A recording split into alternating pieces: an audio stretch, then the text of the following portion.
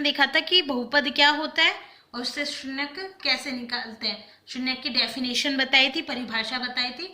अब शून्यक और जो बहुपद दिया है उसके गुणांकों के बीच संबंध बताएंगे कि उसके बीच का संबंध कैसे निकलता है। तो उसके बीच जैसे हमने कोई रेखिक बहुपद था, क्या होता है रेखिक बहुपद का जनरली सूत्र ए एक्स प्लस बी, इस फॉर्म में होता है, इस रूप में होगा ए एक्स प्लस बी।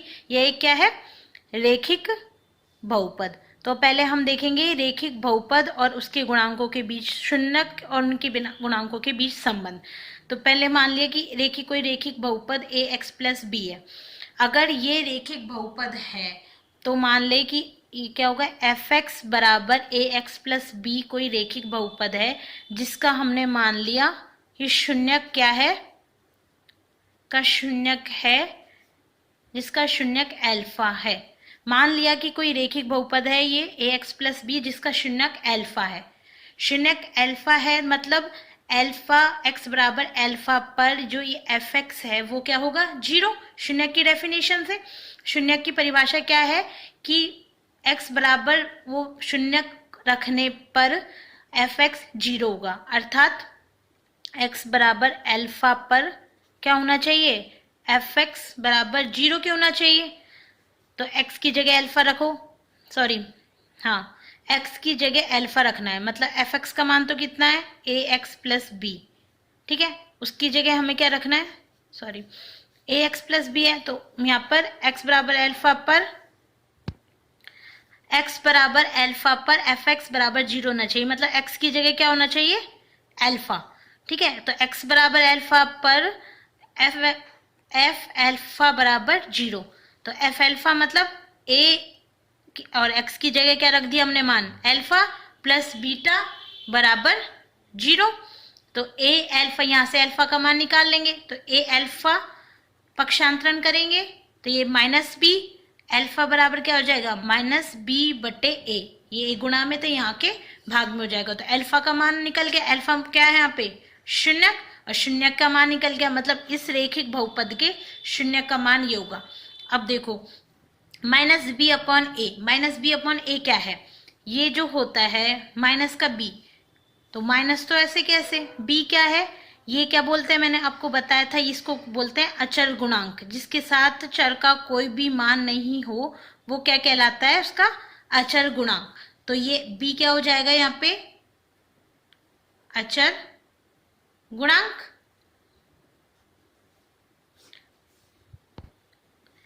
और a क्या है, x का गुणांक, x से क्या गुणा हो रहा है a, तो ये क्या हो जाएगा x का गुणांक। तो अगर हमें कोई बहुपद दे रखा हो, रेखिक बहुपद दे रखा हो और उसका हमें शून्यक पूछे तो कैसा सूत्र लगाएंगे कि शून्यक बराबर माइनस का अचर गुणांक बटे x का गुणांक। अचर गुणांक क्या है यहाँ पे b और x का गुणांक क्या है a, तो अल्फा बराबर माइनस बी अपॉन ए बराबर माइनस का अचर गुणांक बटे x का गुणांक।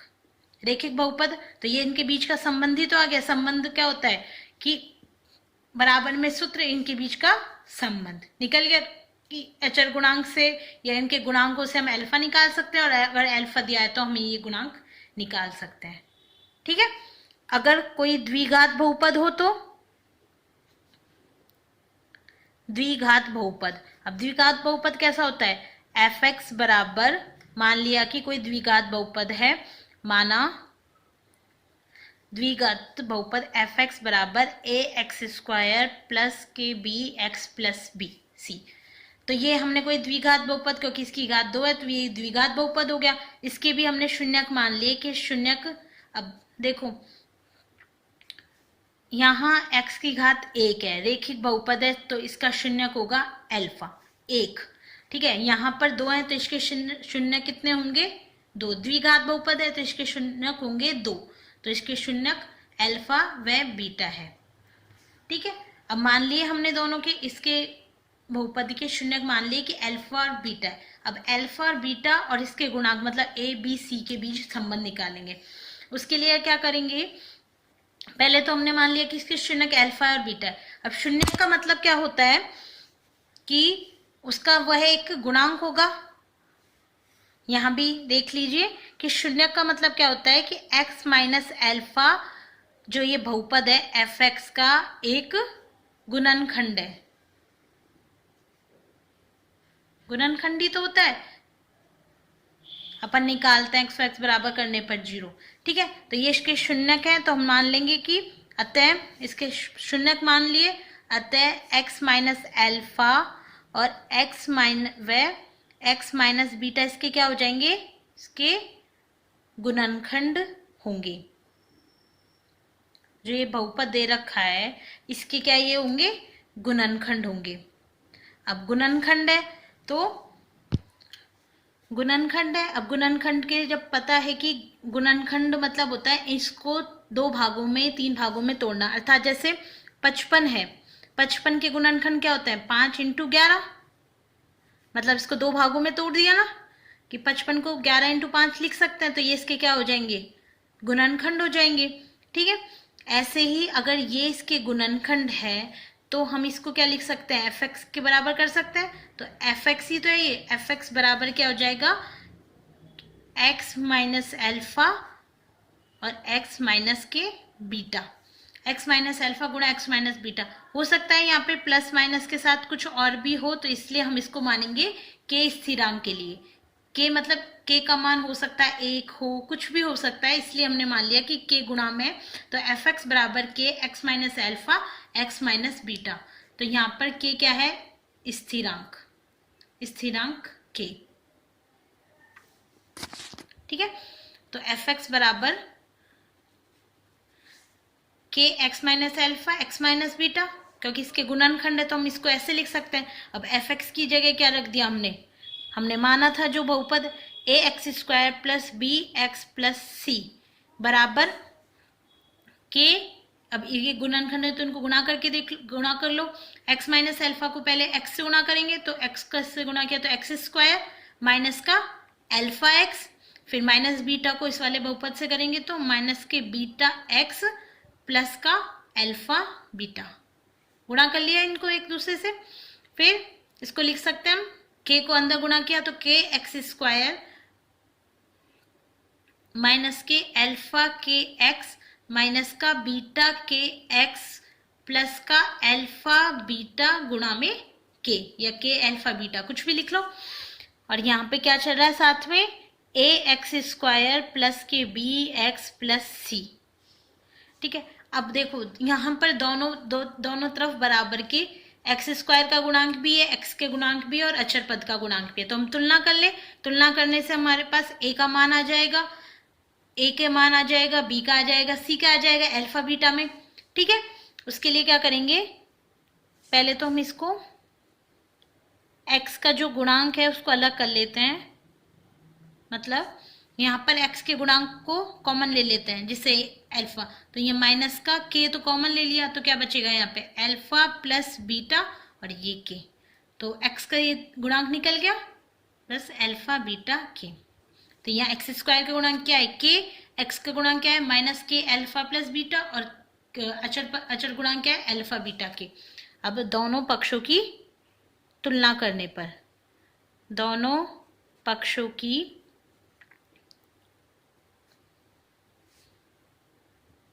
तुलना करने पर, अब दोनों पक्षों की तुलना कर दी। अब दोनों पक्षों की तुलना करेंगे तो तुलना करते हैं, तो कैसे तुलना करते हैं कि एक्स स्क्वायर का यहाँ गुणांक क्या है a और यहाँ एक्स स्क्वायर का गुणांक क्या है k, तो यहाँ a बराबर किसके हो जाएगा k के। अब यहाँ x का गुणांक क्या है b और यहाँ x से क्या गुणा हो रहा है माइनस का k अल्फा प्लस बीटा। यहाँ पर अचर गुणांक क्या है c और यहाँ अचर गुणांक क्या है अल्फा बीटा k। हो गई दोनों पक्षों से तुलना। अब तुलना यहाँ a बराबर k है तो यहाँ पर हम k की जगह क्या लिख सकते हैं a, तो b बराबर क्या आ जाएगा b बराबर माइनस का a अल्फा प्लस बीटा, और यहाँ भी k की जगह क्या लिख दिया हमने a, तो c बराबर क्या आ जाएगा अल्फा बीटा a रख दिया। k की जगह हमने a रख दिया क्योंकि a बराबर k या k बराबर a बात एक ही है, तो हमने इसकी जगह मान रख दिए। अब यहाँ से हम अल्फा प्लस बीटा निकाले क्योंकि हमको शून्यांकों के बीच का संबंध ही देखना है ना, अचर गुणांकों से। तो अल्फा प्लस बीटा बराबर क्या लिख सकते हैं हम, बी बटे माइनस ए, मतलब माइनस बी बटे ए। ठीक है, ये इधर आ गया और ये सॉरी माइनस ए को बटे में भेज दिया इसके, और अल्फा बीटा बराबर माइनस बी बटे ए। यहाँ से क्या कर सकते हैं, अगर अल्फा बीटा निकालना हो तो क्या हो जाएगा, सी बटे ए आ गया, ए को भाग में दे दिया, सी बटे ए। अब माइनस बी बटे ए क्या है, और अल्फा प्लस बीटा। अब अल्फा प्लस बीटा मतलब ये अल्फा और बीटा क्या है, शून्यांक, मतलब शून्यांकों का हमने क्या कर दिया, जोड़ दिया उनको, तो ये क्या हो जाएगा, शून्यांकों का योग। शून्यांकों का योग मतलब अल्फा प्लस बीटा बराबर किसके हो जाएगा, अब माइनस बी बटे ए है, माइनस का बी बटे ए, मतलब माइनस का बी, बी क्या है यहाँ पे, इसमें देखो बी किसका गुणांक है, एक्स का, तो ये लिख सकते हैं हम माइनस एक्स का जो गुणांक है वो आएगा, बटे में ए किसका गुणांक है, एक्स स्क्वायर का, तो एक्स स्क्वायर का गुणांक। संबंध निकल गया शून्यांकों और गुणांकों के मध्य, ये संबंध हो गया। और अगर ये दूसरा जो इक्वेशन है उसमें क्या है, शून्यांकों का गुणनफल। और आपको भी पता है कि अगर दो मानों को निकालना हो तो हमारे पास दो इक्वेशन या दो समीकरण होते हैं। ठीक है, तो यहाँ पे भी दो मान निकालना है अल्फा और बीटा का, तो उनके बीच के दो संबंध हो गए। यहाँ पर शून्यांकों का गुणनफल मतलब अल्फा गुणा बीटा बराबर क्या है, सी बटे, सी क्या होता है हमारा अचर गुणांक, और ए क्या है, एक्स स्क्वायर का गुणांक।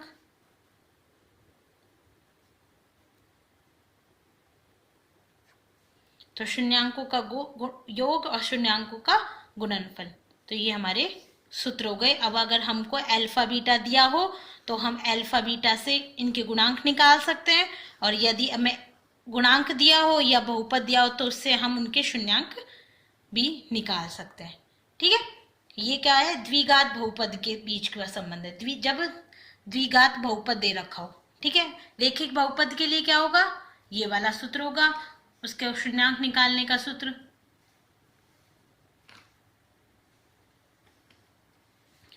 ठीक है, अब अगर हमको द्विघात बहुपद, ये तो अगर हमको शून्यांक निकालने हो, और अगर हमें द्विघात बहुपद निकालना हो तो द्विघात बहुपद ज्ञात करने का सूत्र, वो कैसे निकाल लेंगे हम, द्विघात बहुपद मतलब जो उसका एक्स स्क्वायर है वो तो ऐसा कैसा रहेगा। ठीक है, माइनस, फिर यहाँ पे क्या लिखते हैं हम, शून्यांकों का योग, मतलब ये देखते थे ना, एक्स स्क्वायर का गुणांक माइनस एक्स का गुणांक, मतलब अल्फा बीटा, तो यहाँ आ जाएगा शून्यांकों का योग, गुणा में क्या करना होगा, एक्स प्लस का अल्फा बीटा।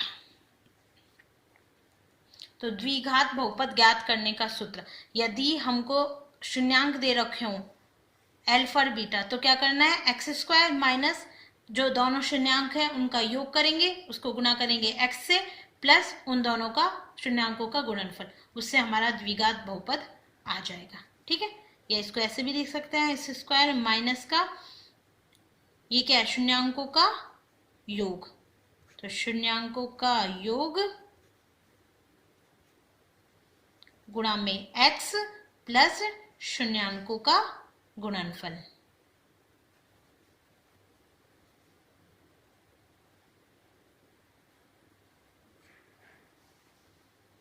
ये बहुपद है एक्स में, तो ये एफ एक्स, तो ये सूत्र हो जाएगा।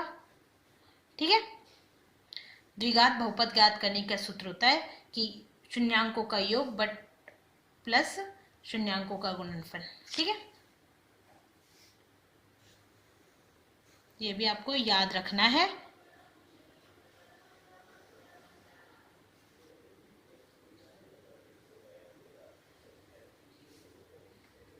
Okay, thank you.